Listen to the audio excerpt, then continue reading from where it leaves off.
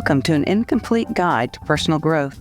We invite you to take a breath and take a listen to our podcast that explores the wonder, humor, challenges, and sometimes those self-inflicted wounds on a journey of personal growth. Our weekly podcast conversations include stories, resources, and tools that you can incorporate into your daily life. We're the mother-daughter duo of Sydney And Kelly.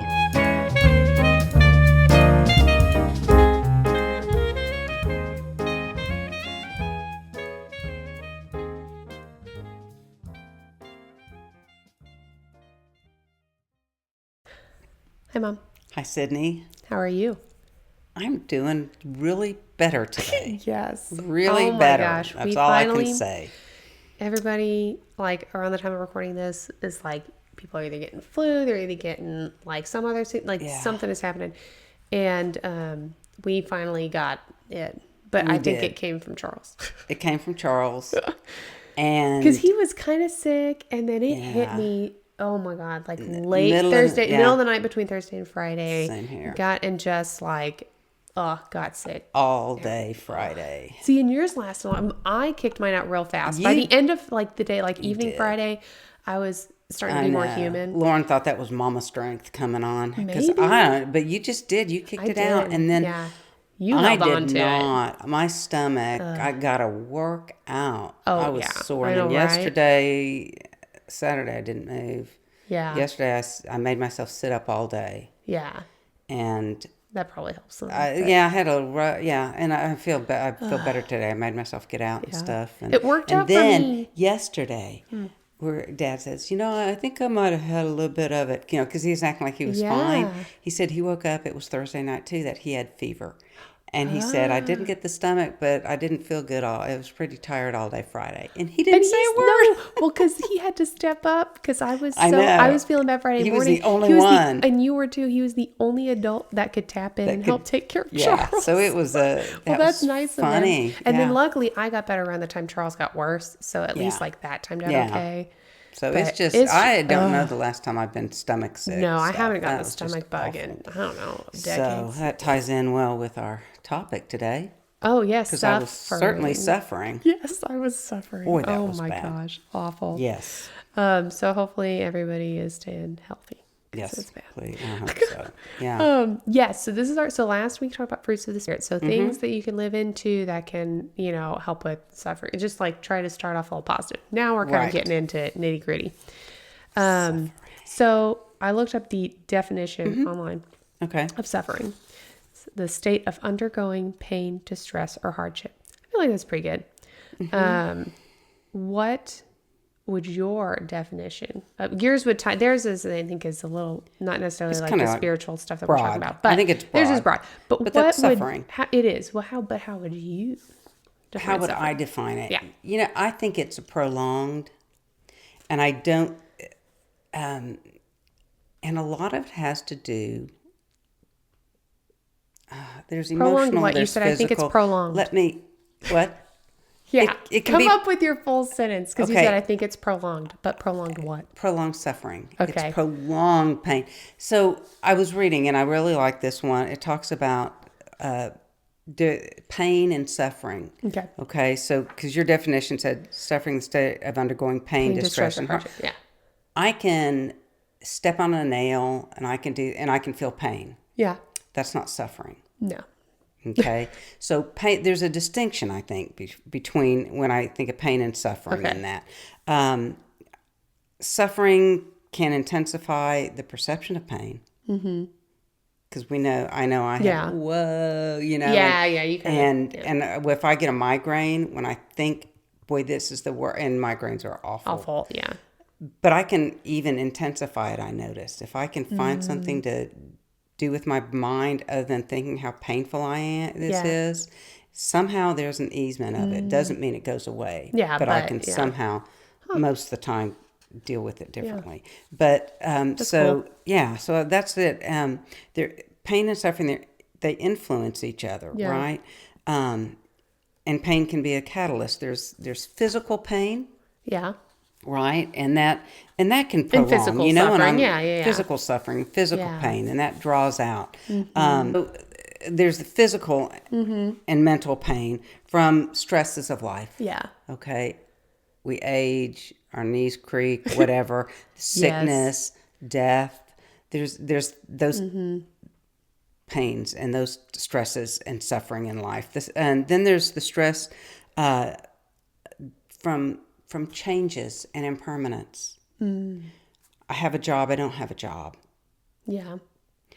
My kids live at home, they don't live at home. Yeah.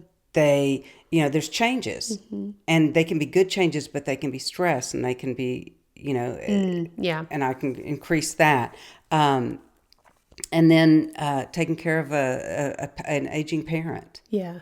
Those type of things, right? So there's those kind of stresses. And then there's the stresses of being human, of interacting with other people, right? That can be stressful.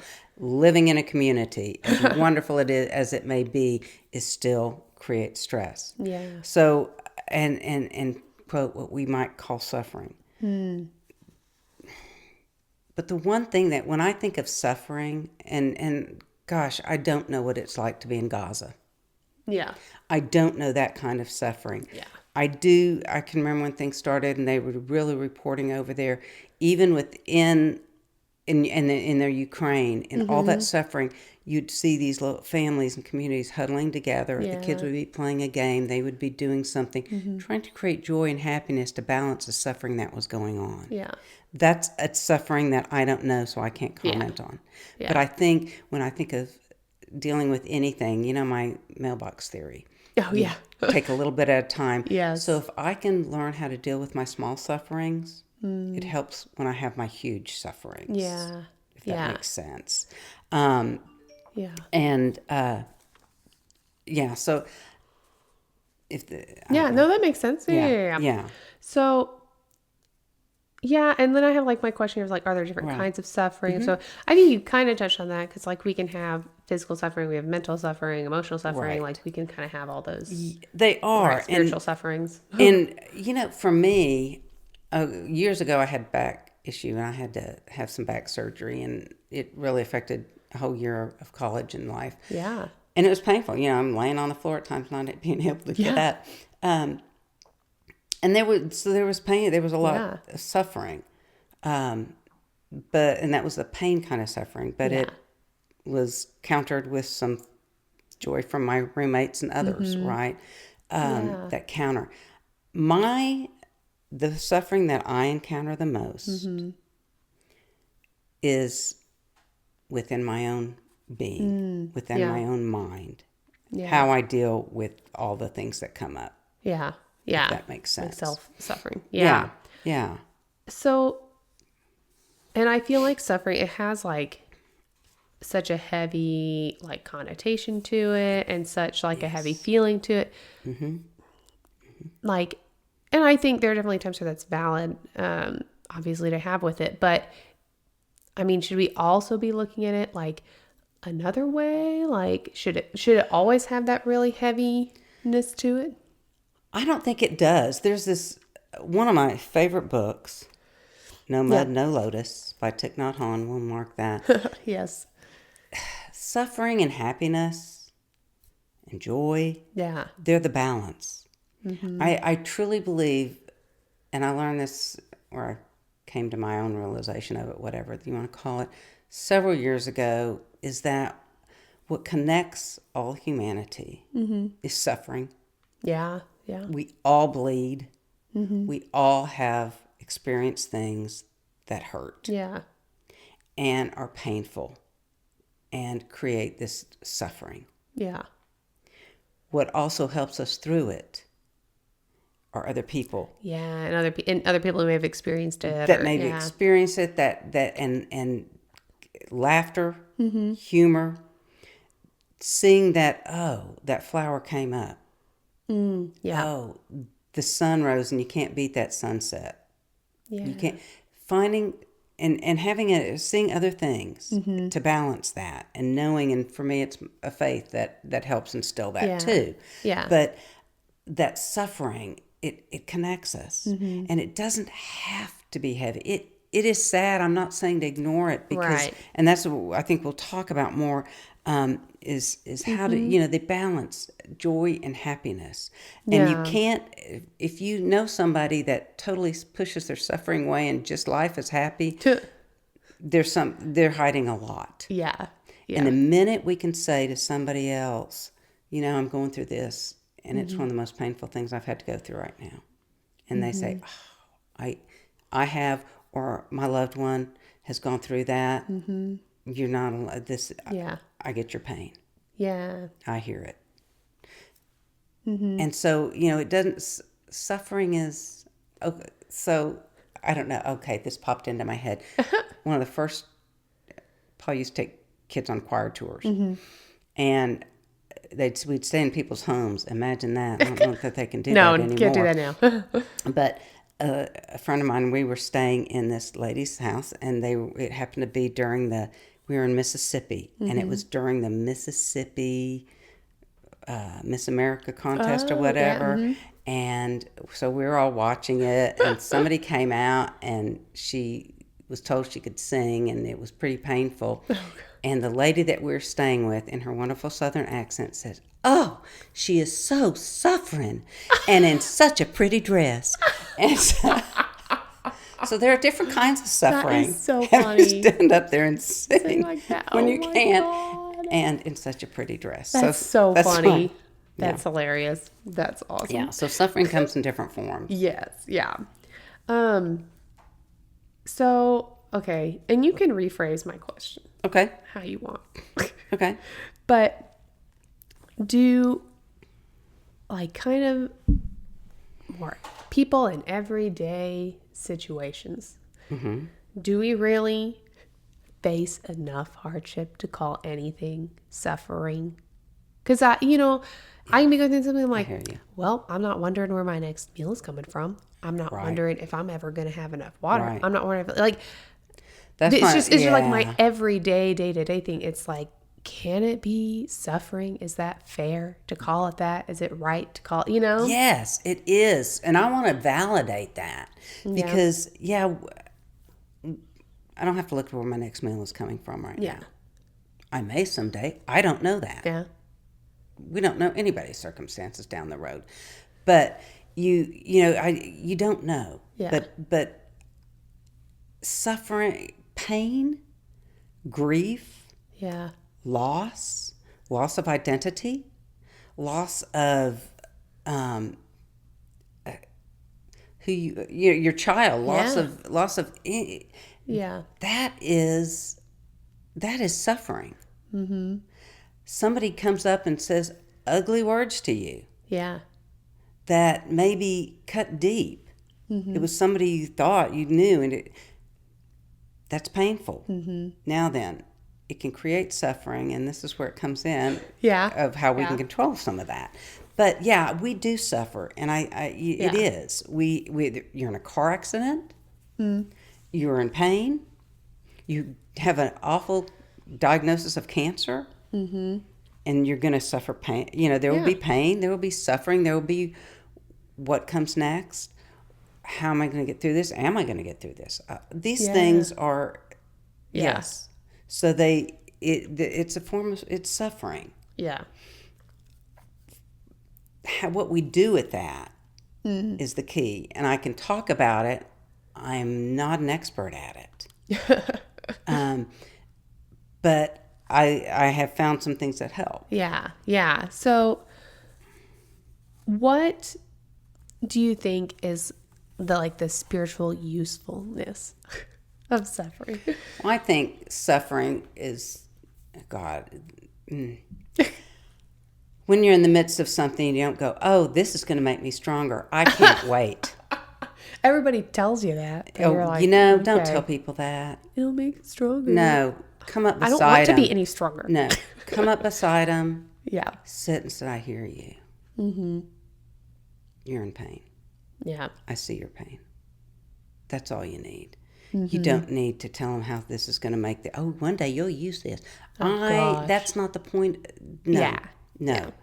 Because the thing is, we choose what we're going to do. Mm-hmm. And we choose if we're going to grow from it or if we're not. I don't think there's a purpose, so to speak. Yeah, to suffering. Okay. No, because I don't believe in a God or a universe that goes, you know what? I'm going to have this person suffer because this person decided to drink and drive. Yeah. You know? If that happens, what's the, if I should be in an accident, I don't think God created that. Yeah. I think that, what am I going to do with that? Right? Yeah. For anybody, right? That's where I'm coming from. But spiritually, my spirituality helps me with that. Yeah. And, but I don't think that's the purpose. Some people will say that, and that's okay. That's, that's not, for me, it's not the purpose of it. The purpose for me is to go, I can hold suffering and joy or happiness in the same moment. I don't know you. Laughter and tears, they really go together. Oh yeah. And but there is, because in that moment of suffering, I know I've got somebody I can call. Yeah. I've got this. And the other thing, the hard thing, it's funny because we suffer because of impermanence, because everything changes. Yeah. And that's hard. But at the same time, that's where I find my solace. This is so hard right now. This isn't forever. This moment is not forever. Yeah, I think the loss may be forever. I'm not going to get that person back, but this moment of pain is going to shift, and it will shift again, and then this moment of joy is going to come up, and I don't have to cling to the joy because I know it will pass, and there will be another one. It's I think movement. I think constantly. remembering that impermanence of both. Is because I know people, and I'm probably guilty of clinging to this. Oh, this was so perfect. I don't want it ever. Let's recreate it. I don't need to recreate it because there will be something else that will bring me joy. But if I'm clinging to that other one, then I'm going to miss the next one. Right. And so I feel like then in that case, that's a case where you could create your own suffering because it didn't live up to whatever expectations you were holding. And you didn't just let it be, Biggest lesson to ever learn when you have kids. We're going to have this, and we're going to have the most fun doing this, and then they're all crying, whining, and so rather than laughing at it, we get stuck in the That's good. Yeah. So relieving. Are we moving relieving on to that? suffering? Yeah. Okay. Yeah. There's a couple things, and again, I'm going to use some of Thich Nhat Hanh's book, but one of the things that he talks about, and I think this is interesting, is that in Buddhism there's stories about releasing the arrow, and let's say that you get, and I'm sure people might have heard of this, is okay, so you get hit in the leg with an arrow. Okay, that's painful. If you stick a second arrow in it, it won't hurt twice as bad, it'll hurt 10 times as bad. Yeah. Okay, so take that to yourself. Something happens and it's bad. Yeah. We can create more suffering by repeating it over and over within ourselves. Oh, you stupid. Okay, I just hurt myself more. Yeah. Why did you say that? You're such an idiot. I hurt myself again. Oh, Kelly, I wish you hadn't. Okay, why'd you do that? I'm sorry. I know how you feel. You wish you hadn't done that. Okay. That was painful and you're hurting from it. Yeah. That's okay, Kelly. And then you use I sometimes will use Psalm 139. Oh, always. Go, I know, and just say, oh, you search me and you know me. You know me. Yeah. It's okay. Yeah. So finding those to relieve instead of sticking the arrow in. That's good. Yeah. I like that a lot. And so the other thing that I'm going to read a little bit, Thich Nhat Hanh here. Okay, yeah. Page 20 something. There it is. He talks about being mindful, right? To recognize the suffering and then to embrace it. And he used this example A mother taking care of her crying baby naturally will take the child into her arms without suppressing, judging it, or ignoring the crying. Mindfulness is like that mother, recognizing and embracing the suffering without judgment. So the practice is not to fight or suppress the feeling, but rather to cradle it with a lot of tenderness. When a mother embraces her child, that energy of tenderness begins to penetrate into the body of the child, even if the mother doesn't understand at first why the child is suffering. She needs to find some time to find out what the difficulty is. Just her act of taking the child into her arms with tenderness can already bring relief. If we can do that with ourselves, and don't start the judging, don't start anything, but imagine yourself just cradling yourself, your pain, and acknowledging it and being mindful, then to go, okay, now why is it so painful? Yeah. And not judging that either. And do you think, I think sometimes like that second step can be hard. Like I think sometimes it's very tempting to just like sit there and hold it and then hold just it. like And not do it, but then like not do anything. well, there's that too. Right. Suffer. And sometimes it's okay to not rush that step. Right? Yeah. Because sometimes it takes a long time to cradle that baby. It takes a long time. And you think you're ready to let them go, and then they need it a little bit more. Well, I probably need to embrace that more because, like, I tend to be like, okay, well, I see it, I get it, I'm there. Okay, now we just have to like push it. Yeah, but once you've offered the acknowledgement and care to the suffering, it naturally will become less impenetrable and more workable.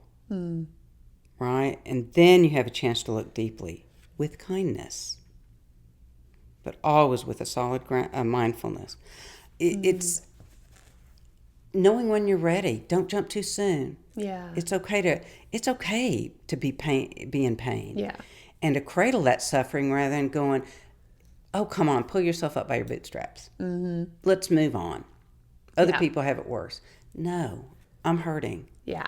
And I'm gonna rest in this for a while. I'm gonna be gentle to myself. I'm gonna have a cup of tea and I'm gonna sit and I'm gonna cry. And I may scream like that baby. Yeah. Until I can get my grounding, catch my breath. Yeah. And be aware that I'm breathing slowly. And then I can look at why this is so. What is it? And you may go, yeah. You lost a person, or you lost your job, or you're feeling alone, whatever that is. You know, and there's so many sufferings. And then, okay, all right, let's rock a little bit then. Yeah. And see what might be something that would feel good, that would be helpful, not Yeah, and helpful. then and then, okay, maybe you need to write about it. Yeah. Maybe you call a friend. Maybe you call a therapist. Maybe who knows? Yeah. What that suffering is, and gently. That's cool. Yeah. Yeah. Right. I like the imagery. That's good. Yeah, I did too. That's been helpful to me. Yeah, and I think sometimes it's like recognizing it with the small things that we suffer with, and it doesn't have to be big. It has but then we could like practice with. It's like, why didn't I get invited to that party? I'm so suffering. Well, okay, let me sit with me and feel my pain. Yeah. Okay, what will help you later? Yeah, and the other thing that I think about suffering is I'm really good about spinning in my mind. Oh God, yes. And doing stories that aren't even real. I think many of us are. They go forward, they go backwards. Oh yeah, and there's to no bring time. my reality down to this moment. And go, Kelly, you know what you're doing? And a lot of times it does help when I tell myself, Kelly, you're creating your own suffering. You want to keep doing that? Yeah. And I have to say it out loud. So I hear myself going, stop it. That's funny. That's not even real. Yeah. And all you're doing is making yourself feel worse. So let's come back to reality. Yeah. And the present moment and mindfulness. And that I think that's just over and over and over again practice for sure. Yes. Yeah. You'll have to do that for the rest of your life. Right. And this is, it sounds really weird probably at first, but when you really get to that place to look and go and say out loud to yourself, you know how if a friend called you, you'd say, hey, I'm here for you. Mm-hmm. Well, we need to start that with ourselves. Yeah. Because we don't often sit and be present to ourselves. Yeah. I'm here for you, Kelly. Mm-hmm. And even using your name is a powerful thing. I'm here for you, Kelly. I know you're feeling the pain. And I'm just going to sit with you. And I'm here for you. Maybe there's a scripture that comforts you. Yeah. Maybe there's a song. Maybe there's an inspirational saying. Whatever that is. Yeah. And then take the next step to be, okay, I'm here for you. And I know you're here, Kelly. I know I'm here for you. Acknowledging that. I know you're suffering. Yeah. That's cool. And to reach out for help. Like it. Yeah. Those are good. Like, just, I think very tangible, like visual tips for sure. Yeah. Yeah. To like accept it and hold it for a bit. Yeah. Mm-hmm. So we have our Thich Nhat Hanh book. Yeah, I have a Thich Nhat Hanh book. Nice. That'll be good. And I have a poem. Of course. Is it time for that? Yes. Okay. It's called The Unbroken by Rashina Ray. Yeah. There is a brokenness out of which comes the unbroken, a shatteredness out of which blooms the unshatterable. There is a sorrow beyond all grief, which leads to joy and fragility, out of whose depths emerges strength. There's a hollow space too vast for words, through which we pass with each loss, out of whose darkness we are sanctioned into being. There's a cry deeper than all sound, whose serrated edges cut the heart as we break open the place inside, which is unbreakable and whole, while learning to sing. That's nice. It is, yeah. And when I think of whole suffering and joy together. Yeah. Because there is one, and the mystery to me is when I have suffered, I recognize joy that much more. Mm-hmm. Yeah, it does take both. It does take both, and I'm more attuned to other suffering. Mm-hmm. But I'm so much more attuned, and when joy comes, I'm not going to let it pass by. Yeah. Without acknowledgement. Mm-hmm. Oh. Because it's this weird balance. Yeah, definitely. Yeah. I love that. So that's our commentary on suffering. Yes. I liked, a lot of that discussion. That was really, really good. And we'll put those resources for sure online. Okay. Hopefully some of these tips and tools that we kind of went through at the end will help you too. Mm-hmm. And this is definitely something we are both still working on and practicing all the time. Mm-hmm. And yes, next week, I don't know what this means. And you said that you'd figure it out. Don't miss the boat. Yeah, we're going to be doing something on Don't Miss the Boat. You just came to you and you said you guys are going to do an episode something's there, so we're going to have a fun Don't Miss the Boat, whatever that is. Dialogue on that one. And then, if you have any comments or want to talk about our episodes or give us some ideas for new ones, you can always reach out on Instagram or our website or our Facebook page, whatever works for you. Yep. So we look forward to next week when we take a breath and take a listen.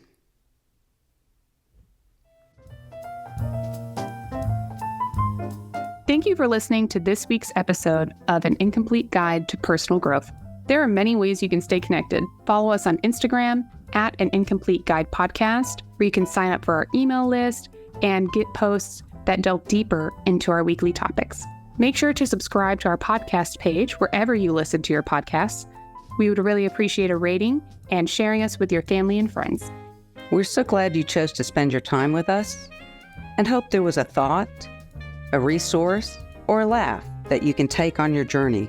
We'll be here every Tuesday for you to take a breath and take a listen.